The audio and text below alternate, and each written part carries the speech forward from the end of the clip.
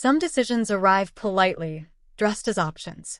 Others kick the door open, take your calendar hostage, and ask whether you prefer ivory or champagne. By Monday morning, my engagement had developed momentum.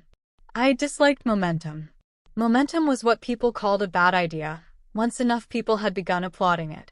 I woke up to sunlight cutting through the linen curtains, my phone buzzing against the nightstand, and the immediate memory of Alex's mouth on mine in my kitchen. Not helpful. Not morning-friendly.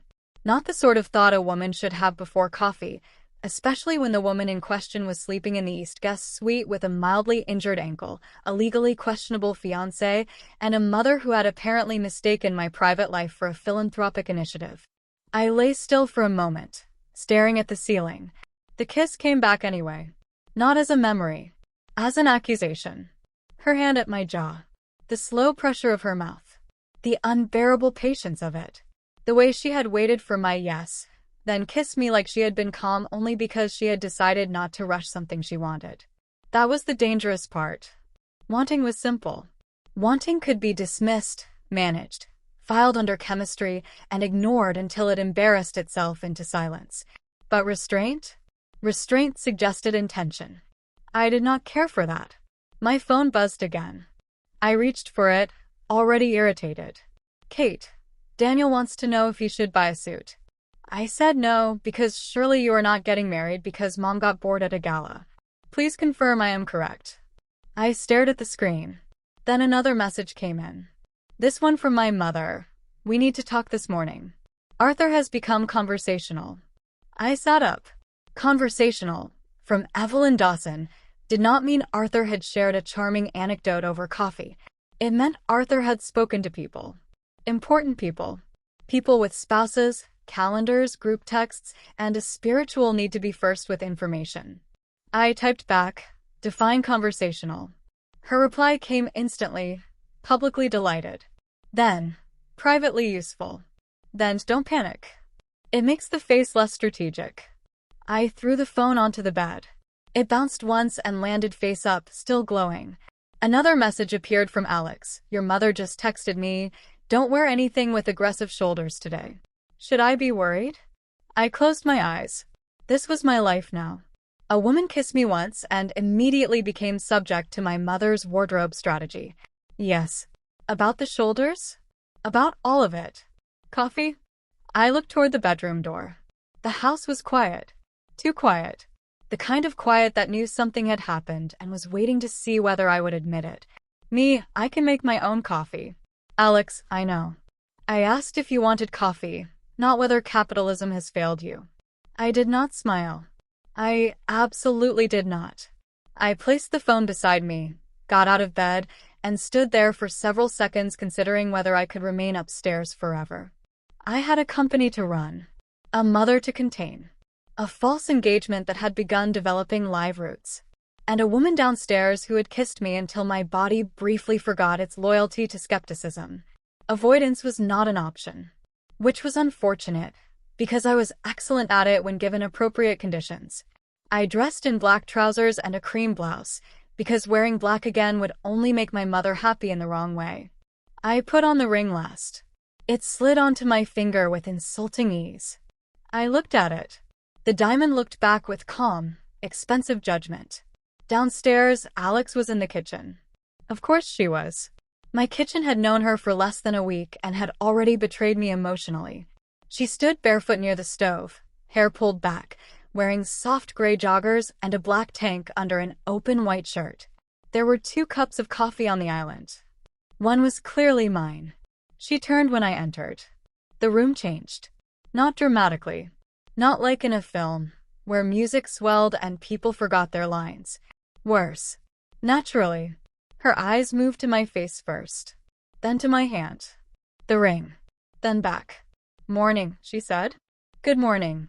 We sounded civilized. Terrifying. I stopped at the island but did not sit. Alex pushed my coffee toward me. You slept? She asked. Enough. That means no. It means enough. Rich people have a beautiful relationship with denial. Trainers have a beautiful relationship with unsolicited commentary. She smiled faintly. I picked up the coffee. Perfect again. I was beginning to resent how well she listened. There was a silence. Not the easy kind. The kind with memory in it. Alex leaned back against the counter, one hand wrapped around her mug. "I'm not going to make last night difficult," she said. I looked at her. That was the problem with Alex. She walked directly toward the thing everyone else agreed to avoid. "I didn't think you were," I said. That was very polished. It was also true. Half true. Alexandra. Viv. The short name landed softly. Too softly for a Monday. I took a sip of coffee. If you're about to process feelings before 8, I need written notice. I'm not processing. I'm clarifying. That sounds like processing with better shoes. Her mouth twitched. Then she set down her mug. "Last night happened," she said. "Yes." I wanted it. My fingers tightened around the coffee cup. Direct. Unreasonable woman. I gathered. "And you said yes." I remember. I'm not assuming that gives me access to anything else. The words loosened something in my chest before I could stop it. I looked down at the ring. Good. But I'm also not going to pretend it meant nothing.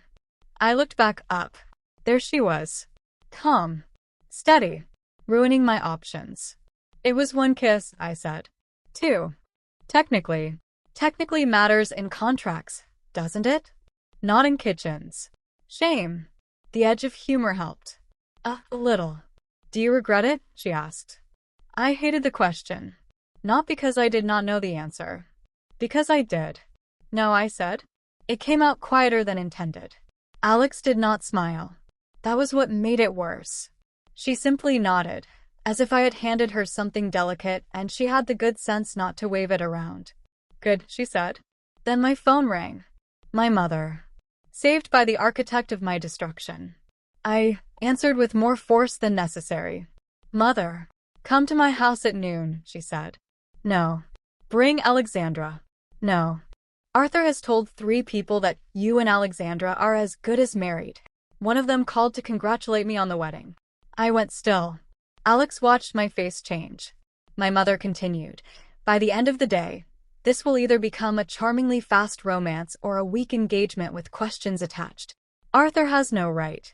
Arthur has a mouth, darling. Rights were never his preferred framework." I turned away from Alex slightly, as if privacy could be created through angles. "This is exactly why we should correct the rumor." "No," my mother said. No. No. Correcting it now makes you look cornered. Worse, it makes you look available for speculation. I am available for rage. Very energizing. Use it later. Mother, listen carefully. You can hate the method. Try not to hate the math. I closed my eyes. She was using her bored voice. The one that made resistance feel emotional and compliance feel inevitable. "I am not getting married because Arthur Wexley can't control his own tongue." "Of course not," she said. "You're getting married because the story has outrun the engagement, and we either catch it gracefully or let it drag you." Across the kitchen, Alex's expression sharpened. She had heard enough. I did not know whether to be grateful or mortified. Possibly both. "You need to stop," I said to my mother. "I will stop when stopping produces better outcomes." "Do you hear yourself?" "Clearly. That's why I'm effective." I heard papers moving on her end. Of course there were papers. "The ceremony can be private," she said. "Small. Elegant. Legal. No spectacle. A judge I know can come to the house on Friday." "Friday." Alex straightened. I stared at the garden beyond the kitchen windows. The bougainvillea looked violently pink in the morning light. Absurd. The world should have dimmed out of respect. "You scheduled a judge?" I made an inquiry. "That is not better. It is less binding." "Mother." "Vivienne," she said, and the name landed with steel under silk. "You are allowed to refuse. But refusal is also a public statement, and yours has terrible timing." I said nothing. Alex did not move. My mother softened by a fraction. "I know you're angry," she said. "Be angry. Then think." "I am thinking." "No. You're defending. Thinking will come after coffee." I looked at the coffee in my hand. Traitorous beverage. "Noon," she said. "Both of you." Then she hung up. I lowered the phone. Alex said nothing for a moment. Then, very calmly, Friday? I looked at her. Apparently, she scheduled a judge. She made an inquiry. Alex gave me a look. Yes, I said. That is what I said. That woman is a full military campaign in earrings. I know. Alex exhaled slowly and turned toward the counter. For the first time since this began, I saw real pressure settle into her shoulders. Not fear. Not regret. Wait. That did something strange to me. Because until then, Alex had been the steady one. The amused one. The woman who could turn madness into terms and flirtation into leverage. Now she was standing in my kitchen, hearing the word Friday, and looking at the floor as if my mother had finally found the place where even Alex needed a second. Alex, I said. Her eyes lifted. I'm not agreeing to this because my mother booked a judge. Good, she said. Good. Yes. I don't want to marry someone who can be bullied into it. That is unexpectedly reassuring. I do have moments. Rare but noted. She looked at me for a long second. Then her mouth curved. Small. Tired. Real. We need to talk before noon, she said. Yes. And this time, no guest suite strategy. That is not relevant. It is extremely relevant if we're discussing marriage. I set down my coffee. Marriage. The word sat there on the kitchen island, much heavier than engagement, less decorative, less deniable. Marriage did not care whether it had begun as strategy. It simply became law. This is insane, I said. Alex nodded. Yes. You agree? Yes. Without qualification? With many qualifications. But yes. I laughed once, sharp and helpless. Wonderful. We've achieved consensus on madness. Alex stepped closer, then stopped before she got too close. I noticed. Of course I noticed. There's one more thing, she said. What? If we do this, even for the wrong reasons, I need it to be clean between us. I watched her carefully. Meaning, not romantic. Not perfect. Clean. We don't punish each other for your mother's decision. We don't use Arthur as a third person in the room. We don't pretend this is normal, but we also don't treat each other like collateral damage. Collateral damage. That was what I had been trying not to feel like. I looked at her. You sound very reasonable for someone whose life is also being hijacked. I'm less reasonable in private. Is that a warning? Her eyes warmed. It can be. There it was. The heat under the discipline. The memory of last night moved between us again, close enough to touch. I looked away first. Do not flirt during crisis management. I'm multitasking. You're impossible. You keep saying that like it's new information. At noon, we arrived at my mother's house. Evelyn lived in a Spanish-style estate in Hancock Park, all white stucco, dark beams, arched windows, and gardens that seemed too lush for a woman who claimed she did not have time for sentiment. The house had belonged to my parents since I was 9. My father had loved it. My mother had curated it. Together, they had somehow made it elegant without making it cold. I had not inherited that skill from them. I had inherited selective emotional constipation and a talent for quarterly strategy. Alex stepped out of the car and looked at the house for a moment. Beautiful, she said. Yes. It feels like her. That should frighten you. It does. Tastefully. I almost smiled. My mother opened the door herself before we reached it. That meant she had been waiting. That meant she was more nervous than she would ever admit. She wore soft blue silk, pearls, and the face of a woman prepared to ruin your life with excellent posture. Darling, she said, kissing my cheek. Mother. Alexandra. Mrs. Dawson. My mother sighed. Still. Yes. Pity. I had hopes for warmth before the ceremony. There is no ceremony, I said. She stepped aside to let us in. Then this will be a short conversation. It won't. No, she said, smiling faintly. It won't. Lunch was set in the garden room, where French doors opened onto a courtyard shaded by orange trees. Sunlight moved across old tile.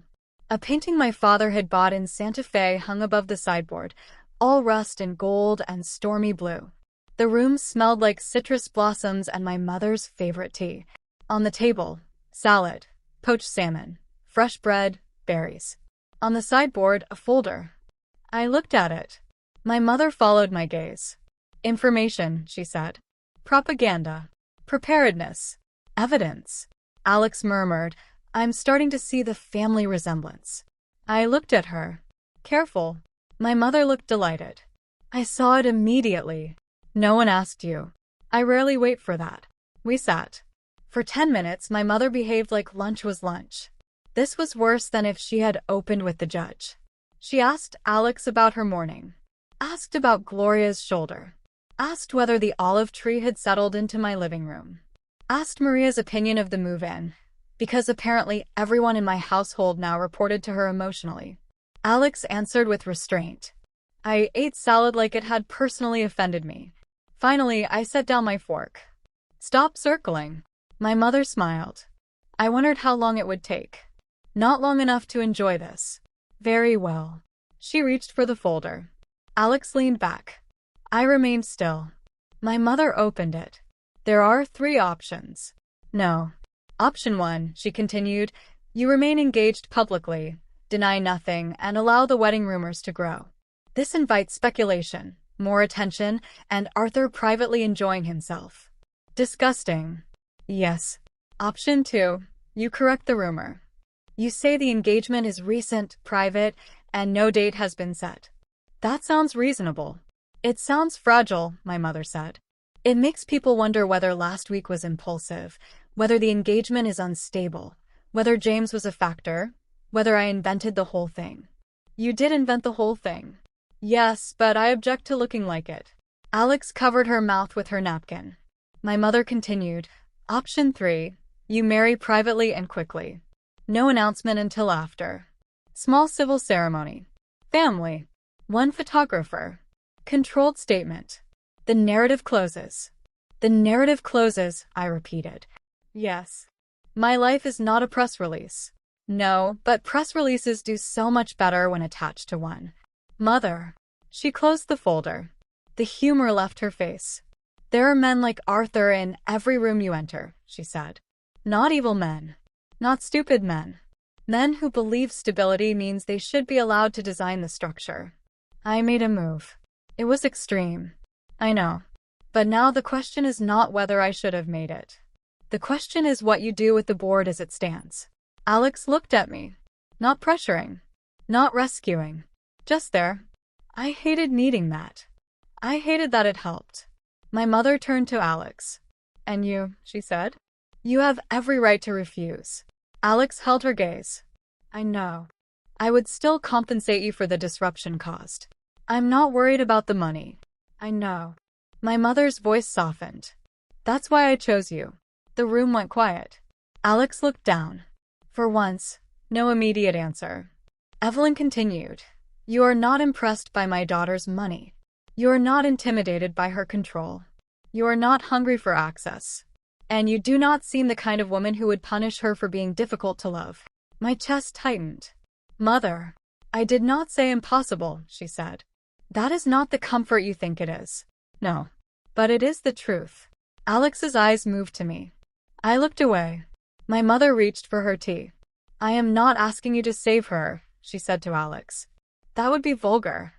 I am asking whether, given the situation I have admittedly created, you are willing to enter it honestly.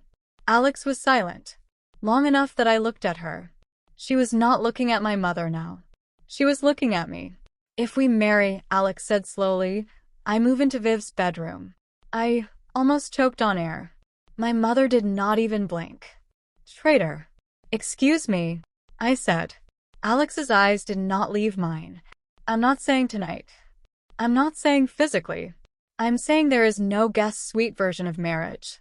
My mother's expression remained perfectly neutral, which meant she was experiencing joy at an unsafe level.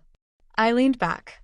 We are discussing legal damage control, and you've decided to invade my bedroom. I've decided I won't legally marry you and then live like a houseguest. You are astonishing. You knew that. I suspected. You have exceeded expectations. Good. My mother sipped tea. Do not look pleased, I told her. I am composed. You are vibrating. Internally, perhaps. Alex continued. Separate space if we need it. Boundaries. Conversations. Doors that close.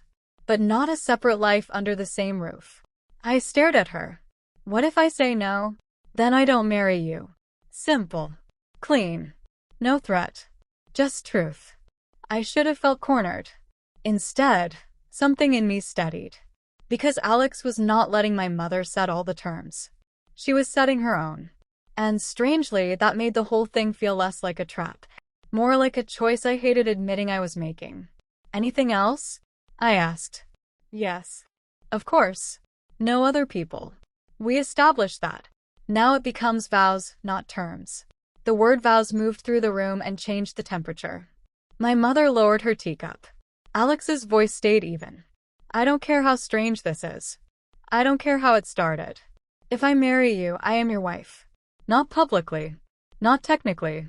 Actually. We can be confused, angry, cautious, attracted, terrified, all of it. But I won't stand beside you in front of a judge and lie while pretending the lie is noble because everyone is wearing good fabric. I had no reply. For once, none. Alex looked at me with that unbearable steadiness. I can't promise love on command, she said. I can promise honesty, fidelity, respect, effort. I can promise I won't make you feel foolish for needing time.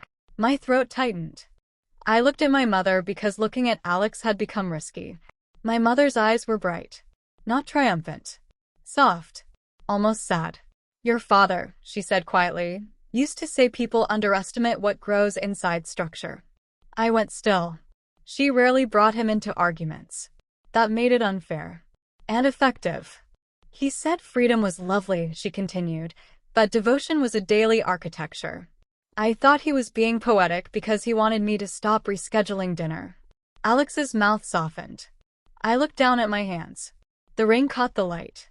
And did you? I asked. Stop rescheduling dinner? My mother smiled faintly. Not often enough. He loved me anyway. The room held that for a moment. No one filled it. Then I exhaled. I hate this, I said. I know, my mother said. I hate that you did this. I know. I hate that you might not be entirely wrong. Her face softened further. That part does come later. I looked at her sharply. She lifted both hands. I said nothing. Alex laughed quietly. I turned to her. And you, I said? Yes. You are far too calm. I'm not calm. No. No. What are you? Alex's eyes held mine. Serious. A worse answer. A better one. Friday arrived with offensive speed. 3 days should not be enough time to prepare a wedding. It was, apparently, if Vivienne Dawson wanted one. Not a wedding, she kept saying. A civil ceremony. A private legal correction with flowers. A controlled event. A strategic intimacy. I told her that last phrase sounded like a crime.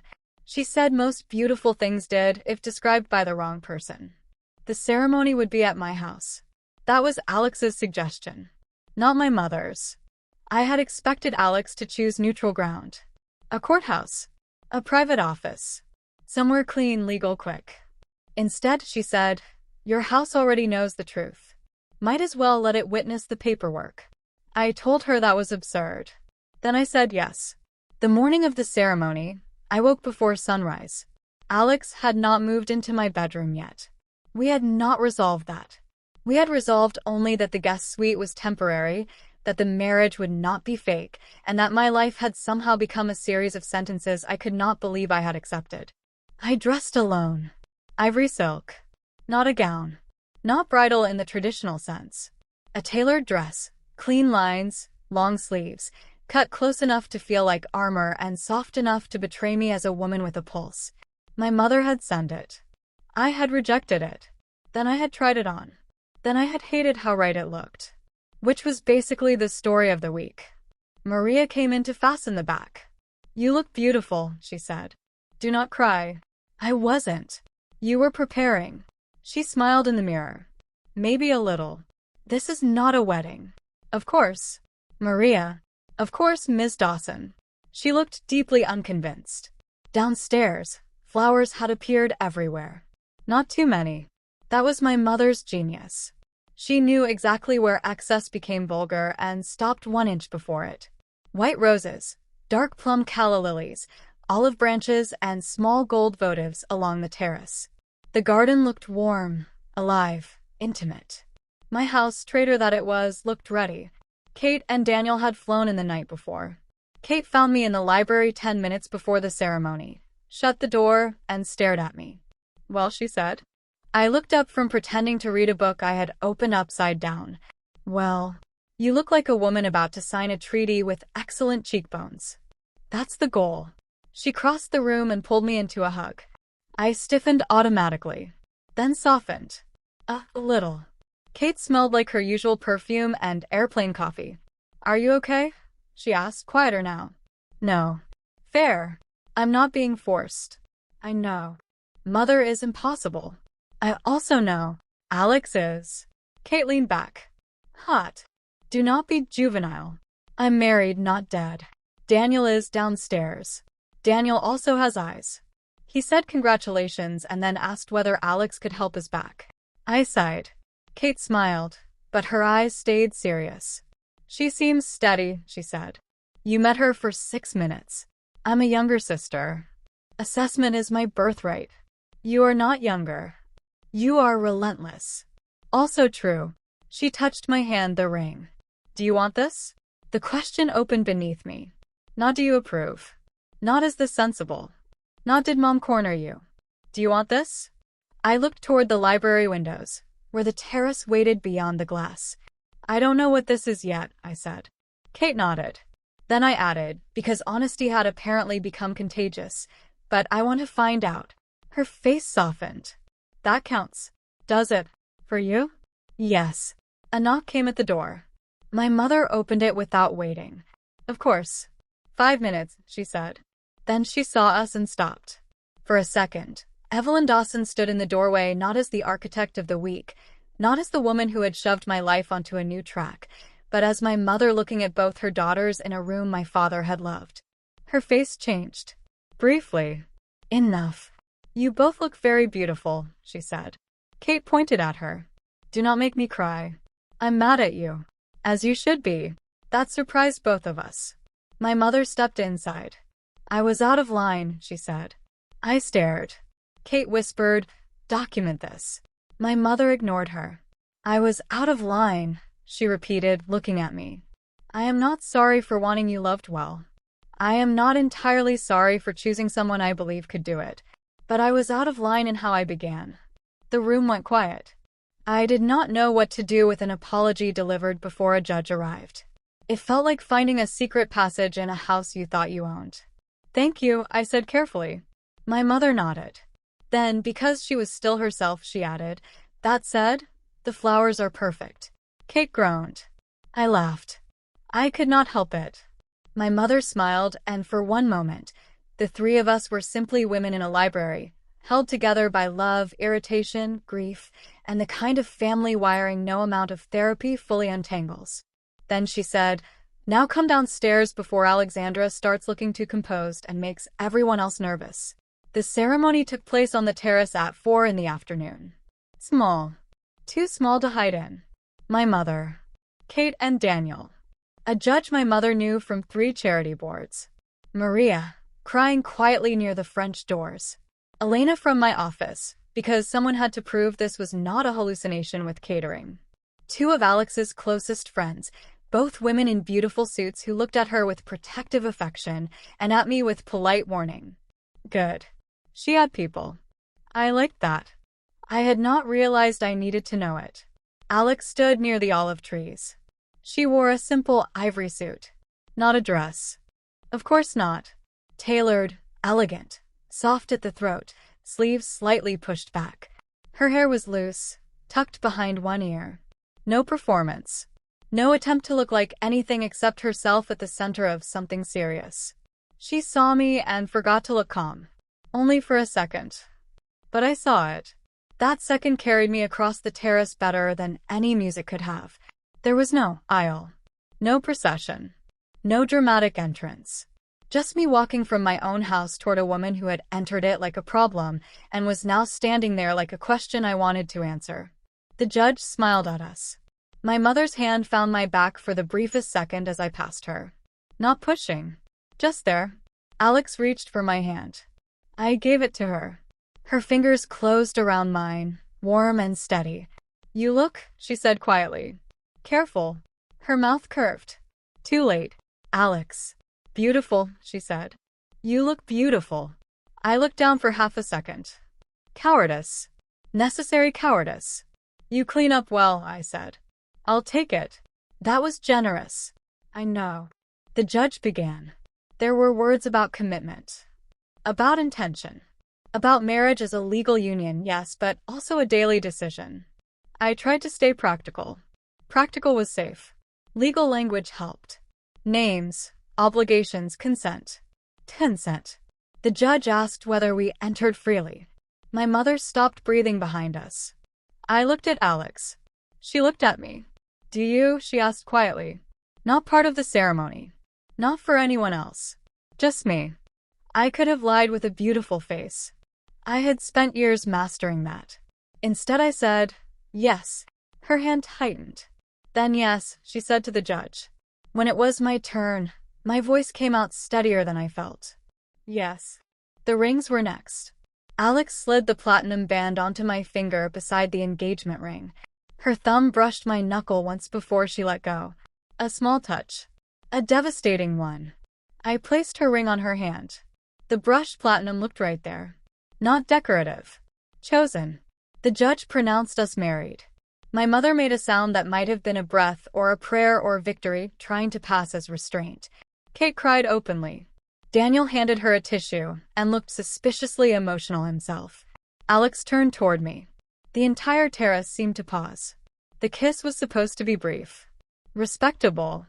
Civil. A ceremonial punctuation mark. Alex leaned in and kissed me with perfect restraint. At first. Just enough for the guests. Just enough for the law. Then my hand tightened around hers. Not intentionally. Her mouth paused against mine. The smallest pause. The kind no one else would notice. The kind that asked, "Do you want me to stop?" I did not. So I kissed her back. Still appropriate. Mostly. But the air changed. I felt it move through the small group behind us. The quiet recognition that whatever this had started as, something real had stepped into the frame and refused to leave politely. Alex pulled back first. Her eyes were darker. "Hi," she said under her breath. I almost laughed. "Hi." My mother's voice floated from behind us. Lovely. Very controlled. I appreciate the restraint, even if I don't fully endorse it. "Mother," I said without turning. I said lovely. Alex laughed softly. And just like that, I had a wife. The rest of the afternoon happened in fragments. Champagne in the garden. Kate hugging Alex and whispering something that made Alex laugh and glance at me. Daniel asking Alex about his back and receiving a recommendation within 90 seconds. My mother speaking with the judge as if marriage law were a garden club subcommittee. Elena squeezing my hand and saying, "For what it's worth, you looked happy for a second." I told her she was fired. She said she would update the org chart. Alex's friends were kind. Not overly warm. Not false. They watched me carefully, which I respected. One of them, Maya, pulled me aside near the roses and said, "Alex doesn't do things halfway. I've been informed. She also doesn't protect herself as well as she thinks." That surprised me. Maya looked toward Alex, who was standing with Kate near the pool, laughing at something Daniel had said. "She acts like being honest is enough armor," Maya said. "It isn't always." I looked at Alex. She was smiling, but her eyes moved to find me across the garden. Immediate. As if some part of her had been tracking me even while laughing. My chest did something complicated. "I'll remember," I said. Maya nodded once. Good. By sunset, everyone had left except my mother. Naturally. She stood in the living room, adjusting a flower arrangement that required no adjustment. "You can go," I said. "I'm admiring. You're lingering. I contain multitudes. You contain control issues. And taste." Alex came in from the terrace carrying empty glasses. My mother watched her cross the room. For once, she said nothing sharp. Only, "Thank you." Alex stopped. "For what?" "For taking this seriously." Alex's expression softened, but only slightly. I wouldn't have done it otherwise. I know. My mother looked at me then. Be kind to each other tonight. I lifted a brow. That sounds almost appropriate. Don't worry. I will make a habit of it. She picked up her clutch. At the door, she turned back. You may be furious with me for years, she said. That's all right. Just don't waste the good parts trying to prove the beginning was wrong. Then she left. No joke. No polished tag. Just the sentence, and the door closing behind her. I hated when she did that. Became wise at inconvenient moments. The house exhaled. For the first time all day, Alex and I were alone. Married. Alone and married. In my living room. With flowers everywhere and rings on both our hands, and the legal system quietly minding its own business after helping my mother commit emotional tax fraud. Alex set the glasses down on the side table. Neither of us spoke. The silence was not awkward. It was too full for awkward. I looked at her hand. The ring. Then at mine. I suppose we should discuss the bedroom, I said. Alex's mouth curved slowly. Romantic opening. I'm practical. You're panicking elegantly. I am not panicking. Viv. Don't Viv me while I'm legally vulnerable. You're married, not under indictment. Feels adjacent.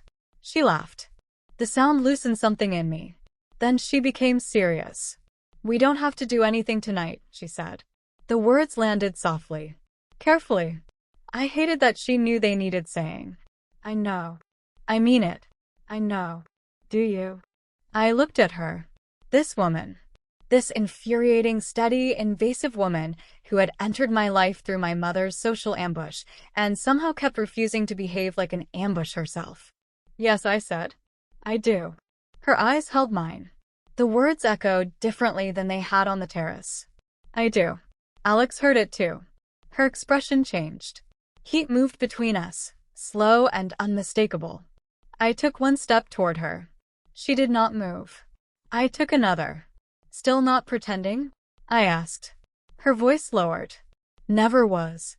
There were probably many intelligent things to say after that. I chose none of them. I kissed my wife. The thought arrived with the kiss and nearly made my knees forget their responsibilities. My wife. Absurd. Legal. Warm under my hands. Alex responded immediately, but not aggressively. One hand came to my waist, the other to the back of my neck, and she kissed me like the ceremony had burned through the last layer of our excuses. The first kiss in the kitchen had been discovery. This was recognition. I knew the shape of her mouth now, the restraint in her hands, the way she waited half a breath before deepening the kiss, giving me space to refuse and making refusal less and less interesting with every second. I stepped closer. Her arm tightened around me. Not enough to trap. Enough to let me feel how much she wanted to. A sound left me before I could stop it. Alex stilled. I opened my eyes. Don't stop, I said. The words were quiet. Direct. Mine. Something in her face softened so intensely it frightened me more than desire. Then she kissed me again. Less restrained this time. Still careful. But warmer, deeper, with the kind of hunger that had been standing politely at the edge of the room all week and had finally been invited in. My hands slid under the edge of her jacket, over the smooth fabric of her shirt, feeling the strength beneath. Her body was solid, alive, controlled in a way that made losing control near her feel less like danger and more like trust one had not agreed to yet. She walked me backward slowly. Not pushing. Guiding. My back met the wall beside the archway. I should have objected to the symbolism. I did not. Her mouth moved along my jaw, and every thought I had lined up for defense scattered uselessly into the warm air of my own house. Alex, I whispered. She pulled back immediately. What? I looked at her. Her hair had loosened. Her mouth was soft from mine. Her eyes searched my face with more concern than impatience. I don't want to think tonight, I said. Her expression changed. Tender. Dangerous. You don't have to. I always think. I know. I hate that you know. No, you don't. I almost smiled. Then her thumb brushed my cheek, and the smile disappeared into something much less manageable. Tell me what you want, she said. I could have made a joke. I almost did. The old reflex rose automatically, elegant and sharp, ready to save me from sincerity. Then I looked at the ring on her hand, at the woman wearing it, at my wife who had promised not to be careless. You, I said. The word was simple. Too simple for how much it cost. Alex closed her eyes for one brief second. When she opened them, the teasing was gone. Not the warmth. Never that. But the game had ended. Then come upstairs, she said. We did not rush. That surprised me. Some part of me had expected urgency to make everything easier. If we moved quickly enough, perhaps I would not have time to be afraid. If desire burned hot enough, perhaps it could consume the strangeness of the day, the vows, my mother, the legal absurdity of it all. But Alex did not let urgency erase me. We walked upstairs together, hand in hand. The house was dim now, lit by lamps and the last blue light of evening through the windows. Her suitcase still sat near the East guest suite. My bedroom door stood half open at the end of the hall. I stopped outside it. Alex stopped too. No pressure. Always that. Always the thing that made pressure unnecessary. I opened the door. My room looked exactly as it had that morning and nothing like it. Cream walls. Linen curtains. A low upholstered bed. A chair near the window. Books on the nightstand. The framed photograph of my father on the dresser, because he had given me the house's first set of keys and told me every home needed one witness who loved you without being impressed. I wondered whether he would approve. Then I thought gently yes. Not because the marriage was sensible. Because Alex was looking at me like I was a person, not a prize, not a project, not a problem to solve. I turned toward her. She stood just inside the doorway, waiting. I reached for her. That was the moment everything shifted. Not when she touched me. When I chose to touch her first. I slid my hands beneath her jacket and pushed it from her shoulders. It fell over the chair. Her breath changed. I heard it. Felt it. Loved it more than I should have. She watched me with darkened eyes as I unbuttoned her cuff, then the other, my fingers steadier than I felt. You're very focused, she murmured. I'm competent. You're shaking. Rude. Honest. Do you want me to stop? No. The answer came too fast. It made me smile. Small. Real. There she is, I said. Alex laughed under her breath, then caught my face in both hands and kissed the smile before it could retreat. After that, the room became warmth and breath and silk and skin under careful hands. Nothing careless. Nothing rushed past the places where fear still lived. Alex learned me slowly, with that same devastating patience she brought to everything that mattered. She kissed me like she had all the time in the world and no intention of wasting a second of it. She let me touch her with curiosity first, then want, then something dangerously close to trust. Every time I tensed, she noticed. Every time I leaned in, she answered. And when the last of my careful defenses finally slipped from my hands, she did not celebrate the victory. She simply held me closer. That was what undid me. Not the heat, though there was heat. Not the desire, though it moved through me until I could barely remember the woman who had once suggested separate bedrooms as if architecture could save her. It was the steadiness. The way Alex made wanting feel less like exposure and more like being met. At some point, I stopped measuring. Stopped bracing. Stopped preparing my exit from a room I had chosen to enter.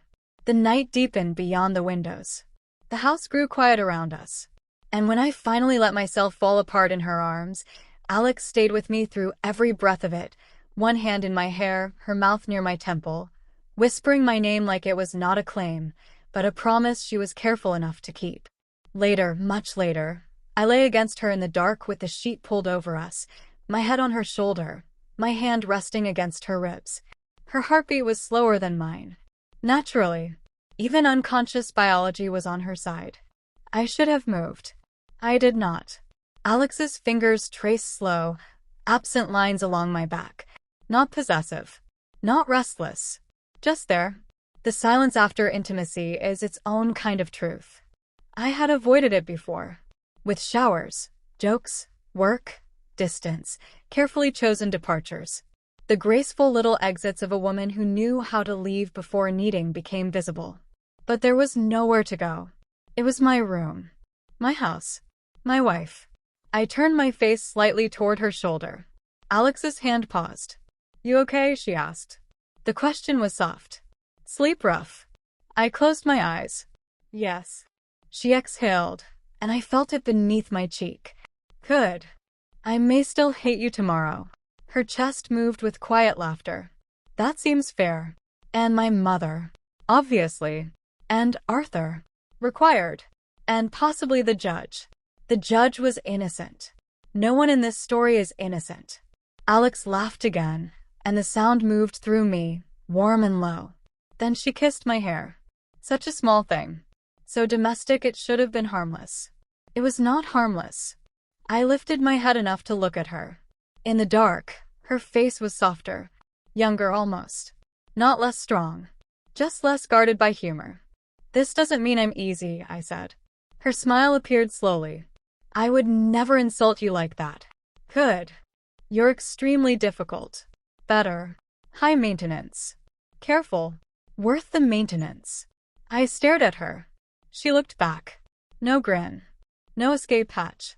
Just that. Worth the maintenance. My throat tightened. I placed my head back on her shoulder before my face could betray me. Poor judgment, I murmured. Excellent taste. You would say that. I'm usually right. Unfortunately, her hand resumed its slow path along my back. I let my eyes close. For a moment, the day receded. The ceremony. The flowers. My mother's strategy. Arthur's gossip. Kate crying. The rings. The impossible speed of everything. For a moment, there was only the warm weight of Alex beside me and the terrifying fact that I did not want to move away. Then my phone buzzed on the nightstand. We both froze. I lifted my head. Alex said, If that's your mother, I'm throwing it into the pool. Finally, common ground. I reached for it. Kate, are you alive? Below it. Daniel says not to answer if this is intrusive. Then, I told him our family has never respected that word. I looked at the messages. Then at Alex. She raised a brow. Well, I typed. Alive.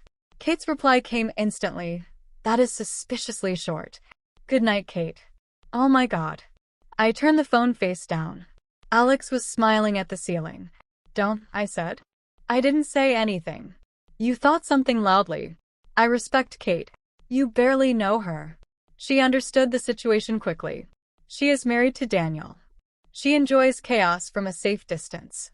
Smart woman. I settled back beside her. After a minute, Alex said, Viv, yes, I need to move my things in here tomorrow. My body tensed. Not badly. Enough. Alex's hand stilled again. We can go slowly, she said. But I meant what I said. I won't live down the hall from my wife like a polite rumor. I closed my eyes. There it was again. Wife. Not performed. Not weaponized. Simply true. I know, I said. Is that a yes? It is not a no. For you, that's practically a parade. Do not become confident. Too late. I pinched her side lightly. She laughed and caught my hand, bringing it to her mouth. She kissed my knuckles. My ring. Then the inside of my wrist. The gesture was so intimate I forgot how to be sarcastic for several seconds. Alex noticed. Of course she did. You're quiet, she murmured. I'm gathering evidence against you. For what? Being invasive. Her smile touched my skin. Still. Worse now. Good. Not good. Viv, she said, and the way she said it in the dark made the room feel smaller, safer, more dangerous. You let me in. I did not answer. Because she was right. Because I had. Because somewhere between a gala, a ring, a rolled ankle, a kitchen kiss, and a ceremony I had sworn was not a wedding, I had let Alexander Brooks step into the part of my life I protected most aggressively. And she had not broken anything. Not yet, my fear whispered. But another part of me, quieter and far more unsettling, answered. Maybe she isn't here to break it. Maybe she is here to stay. The next morning, sunlight woke me before my alarm. For several seconds, I did not move. Alex was still beside me. One arm around my waist. Warm. Solid. Very real. Her hair was messy against the pillow. Face turned toward me, mouth relaxed in sleep. Without the teasing, without the easy confidence. Without the sharp little comebacks, she looked almost peaceful. No, that was inaccurate. She looked like someone who had fought her way into peace and did not take it for granted. I lay there watching her, which was undignified and invasive, and probably something she would enjoy if she woke up. So naturally, she woke up. Her eyes opened slowly. Green, unfocused, then aware, then warm. "Morning," she said, voice rough. I should have said good morning, like a normal person. Instead I said, "You drool." "I do not." "No." She smiled without opening her eyes fully. "Mad or married?" I stared at her, then despite myself laughed. It was not a graceful laugh. It was too surprised for that. Alex opened her eyes properly and looked at me like she had just won something she had not expected to win. That made me stop. "What?" I asked. "Nothing, Alex. I like when you laugh before you remember to manage it." I looked away. Too late. She had seen it. She moved closer, slow enough that I could have stopped her. I did not. Her kiss this time was soft. Morning soft. Not cautious exactly. Familiar in a way we had not earned and somehow had. When she pulled back, she said, "I'm moving the suitcases." I sighed. There it is. Structure. Invasion. Architecture. Do not use my mother's language.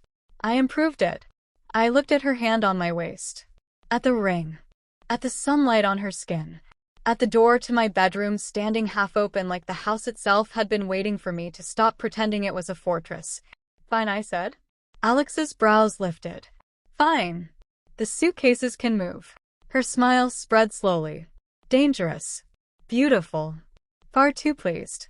"But," I added, "of course. My closet is organized." I assumed. "You get the left section of the second wall." "That sounds generous." "It is. Do I get a drawer?" 1, 3, 2. Deal. Do not negotiate with me in bed. "Why?" "You're better at it here." Alex laughed and kissed me again before I could object. By noon, her things were in my bedroom. Not all of them. Enough. A navy sweater in the closet beside my blazers. Her watch on the dresser. Her book on the nightstand next to mine. Her running shoes near the chair by the window. Small things. Devastating things. My mother arrived at 2 with soup. No one had invited her. She stood in my bedroom doorway, looked once at Alex's sweater in the closet, then at me. I pointed at her. "Do not speak." She pressed her lips together. A heroic effort. Alex walked out of the bathroom, saw my mother, and stopped. "Mrs. Dawson." "Alexandra. Why are you upstairs?" I asked. My mother lifted the soup container. "Nutrition." "In my bedroom?" I got lost. "You have lived in this city for 40 years and this house has 1 staircase." I got emotionally lost. Alex turned away. Her shoulders shook. I glared at both of them. My mother's eyes moved to the rings on our hands, then to the closet, then back to my face. For once, she did not make a joke. She simply smiled, softer than I expected. "I'll leave the soup downstairs," she said. "Thank you," I said, suspicious. She turned to go. At the doorway she paused. "Try not to punish the good thing for arriving badly." Then she left. Alex and I stood in silence. I looked after my mother. "She's unbearable." "Yes," Alex said. "She's often right." Also yes. I hate that combination. "I know." Alex came closer, stood beside me, and looked toward the closet where her sweater hung beside my black blazer. A small domestic absurdity. A quiet revolution in wool. "She's not the only one who chose this now," Alex said. I looked at her. "No," I said. "Not much. But enough." Her hand found mine. Downstairs. My mother probably rearranged my soup bowls and congratulated herself on restraint. Kate probably waited for updates. Arthur Wexley probably repeated the story somewhere over lunch, unaware that his smug little sentence had helped turn a gala lie into a legal truth. And I stood in my bedroom beside Alexander Brooks, my wife, my problem, my very attractive structural crisis, and realized that the strangest part of the week was no longer how fast it had happened. It was how quickly the impossible had begun making room for itself. If you enjoyed this story, please like, subscribe, and leave a comment. And if you'd like to support me directly, you can support the author through Buy Me a Coffee. The link is in the description. Every bit of support helps me create more stories like this for you.